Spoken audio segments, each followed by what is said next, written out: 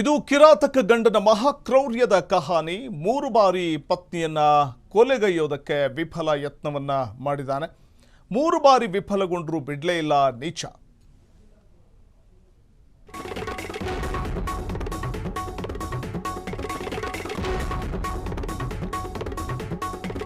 ಇದು ಕಿರಾತಕ ಗಂಡನ ಮಹಾಕ್ರೌರ್ಯದ ಕಹಾನಿಯನ್ನ ನಿಮ್ಮ ಮುಂದೆ ಇಡ್ತಾ ಹೋಗ್ತೀನಿ. ತನ್ನ ಪತ್ನಿಯನ್ನು ಕೊಲೆಗೈಯೋದಕ್ಕೆ 3 ಬಾರಿ ವಿಫಲ ಯತ್ನ ಮಾಡ್ತಾನೆ.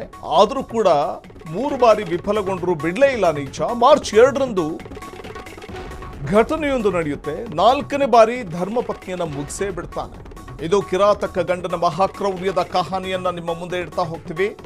3 ಬಾರಿ ಪತ್ನಿಯ ಕೊಲೆ ಯತ್ನವನ್ನು ಮಾಡಿ ವಿಫಲಗೊಂಡು 4ನೇ ಬಾರಿ ಮುಗಿಸೇ ಬಿಡ್ತಾನೆ. ಪತ್ನಿಯನ್ನ ಹತ್ಯೆ ಮಾಡೇ ಬಿಡ್ತಾನೆ. ಮಾರ್ಚ್ 2ರಂದು ನಡೆದಿದ್ದಂಥ ಘಟನೆ ಇದು. ತಡವಾಗಿ ಬೆಳಕಿಗೆ ಬಂದಿದೆ. ಮಾರ್ಚ್ 2ನೇ ತಾರೀಕು ನಡೆದಿದ್ದಂತಹ ಪ್ರಕರಣ ಇದು. ತಡವಾಗಿ ಬೆಳಕಿಗೆ ಬಂದಿದೆ. ಈ ಫೋಟೋದಲ್ಲಿ ಕಾಣ್ತಾ ಇರುವಂತಹ ವ್ಯಕ್ತಿ ಈ ಕಿರಾತಕನೇ ಪತ್ನಿಯನ್ನ ಹತ್ಯೆಗೈದಾತ. 3 ಬಾರಿ ಪತ್ನಿಯನ್ನ ಕೊಲೆಗೈಯಲು ವಿಫಲ ಯತ್ನ ಮಾಡ್ತಾನೆ. ಆದರೆ ನಂತರದಲ್ಲಿ 4ನೇ ಬಾರಿ ಪತ್ನಿಯನ್ನ ಕೊಲೆ ಮಾಡೇ ಬಿಡ್ತಾನೆ.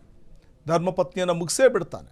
ಆದರೆ ಈ ಪ್ರಕರಣಕ್ಕೆ ಸಂಬಂಧಪಟ್ಟಂತೆ ಮಾರ್ಚ್ 2ರಂದು ನಡೆದಿದ್ದಂಥ ಈ ಘಟನೆ ಈಗ ತಡವಾಗಿ ಬೆಳಕಿಗೆ ಬಂದಿದೆ.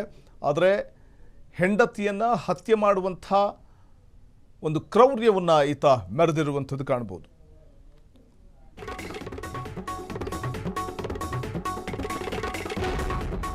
ನೋಡಿ, ಪತ್ನಿಗೆ 3 ಬಾರಿ ವಿಷ ಹಾಕುವ ಯತ್ನವನ್ನು ಮಾಡ್ತಾನೆ. ಅದರಲ್ಲಿ ಫೇಲ್ಯೂರ್ ಆಗ್ತಾನೆ. 4ನೇ ಬಾರಿ ಕೊಂದೇ ಬಿಡ್ತಾನೆ. ಅದು ಹೇಗೆ ಗೊತ್ತಾ? ಆತನ ಕ್ರೌರ್ಯವನ್ನು ಫ್ರೀಡಮ್ ಟಿವಿ ಎಳೆ ಎಳೆಯಾಗಿ ಬಿಚ್ಚಿಡ್ತಾ ಹೋಗುತ್ತೆ. 4ನೇ ಪ್ರಯತ್ನದಲ್ಲಿ ಕಾರು ಗುದ್ದಿಸಿ ಹತ್ಯೆ ಮಾಡ್ತಾನೆ. ವೃತ್ತಿಯಲ್ಲಿ ಶಿಕ್ಷಕನಾಗಿದ್ದ ಆರೋಪಿ ಪ್ರಕಾಶ್ ಎಂಬಾತ ಮಹಾರಾಷ್ಟ್ರದ ಬುಲ್ದಾನಾದಲ್ಲಿ ನಡೆದಿರುವಂಥ ಘಟನೆ ಇದು. 1 ಲಕ್ಷ ರೂಪಾಯಿ ಕೊಟ್ಟು ಹಿಟ್ಮ್ಯಾನ್ ನೇಮಿಸಿಕೊಂಡು ಈ ಕೃತ್ಯವನ್ನ ಎಸಗಿದ್ದಾನೆ. ಅಪಘಾತದಂತೆ ಕಾಣುವ ರೀತಿಯಲ್ಲೇ ಬಿಂಬಿಸಿ ಕೊಲೆ ಮಾಡಲಾಗಿದೆ. ಪತ್ನಿಗೆ 3 ಬಾರಿ ವಿಷ ಹಾಕುವ ಯತ್ನ ಮಾಡಿ ವಿಫಲನಾಗ್ತಾನೆ. 4ನೇ ಬಾರಿ ಆಕ್ಸಿಡೆಂಟ್ ಮಾಡಿಬಿಟ್ರೆ ಅದೊಂದು ನ್ಯಾಚುರಲ್ ಡೆತ್ ತರ ಇರುತ್ತೆ ಅಂತ 4ನೇ ಬಾರಿ ಕೊಂದೇ ಬಿಡ್ತಾನೆ. ಅದು ಹೇಗೆ? 4ನೇ ಪ್ರಯತ್ನದಲ್ಲಿ ಕಾರನ್ನು ಗುದ್ದಿಸಿ ಪತ್ನಿಯನ್ನು ಹತ್ಯೆ ಮಾಡಿದ್ದಾನೆ. ವೃತ್ತಿಯಲ್ಲಿ ಶಿಕ್ಷಕನಾಗಿದ್ದ ಆರೋಪಿ ಪ್ರಕಾಶ್ ಗವಾಂಡೆ ಎಂಬಾತ ಮಹಾರಾಷ್ಟ್ರದ ಬುಲ್ದಾನಾದಲ್ಲಿ ನಡೆದಿರುವಂತಹ ಘಟನೆ ಇದು.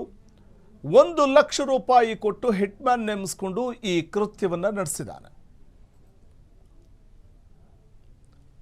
ಮೇಲ್ನೋಟಕ್ಕೆ ಅಪಘಾತದಂತೆ ಕಾಣುವ ರೀತಿಯಲ್ಲೇ ಬಿಂಬಿಸಿ ಕೊಲೆಗೈಯಲಾಗಿದೆ.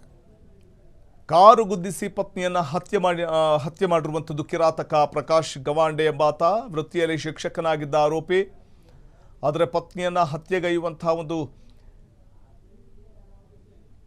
ಕೆಟ್ಟ ನಿರ್ಧಾರಕ್ಕೆ ಬರ್ತಾನೆ. ನೀಚ ಕೃತ್ಯವನ್ನು ಎಸಗ್ತಾನೆ. ಅದರ ನಿಖರ ಕಾರಣ ಏನು?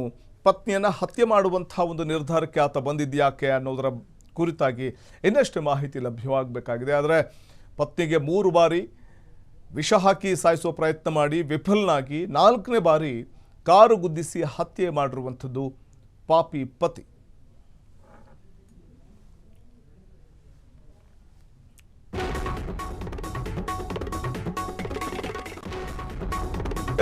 ಹೇಗಾಯ್ತು ಆ ಆಕ್ಸಿಡೆಂಟ್ ಅನ್ನುವಂಥದ್ದನ್ನು ಕೂಡ ಫ್ರೀಡಮ್ ಟಿವಿಯಲ್ಲಿ ನಿಮಗೆ ತೋರಿಸ್ತಾ ಹೋಗ್ತೀವಿ. ಪತ್ನಿ ವೈಶಾಲಿ ಸ್ಕೂಟರ್ ಸವಾರಿ ಮಾಡ್ತಾ ಇರ್ತಾರೆ. ಆ ವೇಳೆ ಕಾರಲ್ಲಿ ಅಪಘಾತ ಆಗುತ್ತೆ.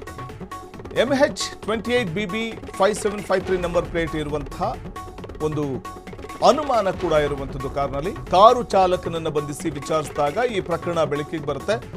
ಪತ್ನಿಯನ್ನ ಕೊಲ್ಲೋದಕ್ಕೆ 1 ಲಕ್ಷ ರೂಪಾಯಿಗೆ ಮಂಗೇಶ್ ಎಂಬಾತನನ್ನ ನೇಮಕ ಮಾಡಿರ್ತಾನಂತೆ ಕಿರಾತಕ ಗಂಡ.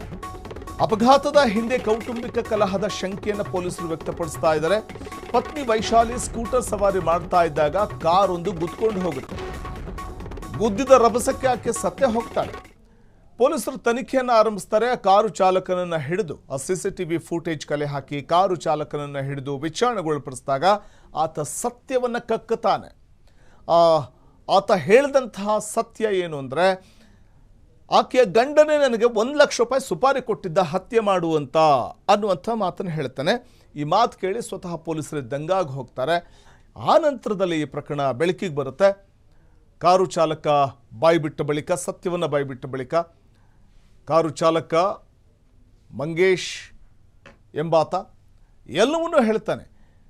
ಆಕೆಯ ಗಂಡ ವೈಶಾಲಿಯ ಗಂಡನೇ ಈ ಕೃತ್ಯಕ್ಕೆ ಸಾಥ್ ಕೊಟ್ಟಿದ್ದು ಮತ್ತು ಈ ಕೃತ್ಯಕ್ಕೆ ಪ್ರಮುಖ ರೂವಾರಿ ಆತನೇ ಅನ್ನುವಂಥ ಒಂದಷ್ಟು ಸ್ಫೋಟಕ ಸತ್ಯವನ್ನು ಹೇಳ್ತಾನೆ ಚಾಲಕ. ಆನಂತರದಲ್ಲಿ ಪೊಲೀಸರು ತನಿಖೆ ಕೈಗೊಂಡಿದ್ದು ಇದೀಗ ಆರೋಪಿಯನ್ನು ಬಂಧಿಸಿದ್ದಾರೆ.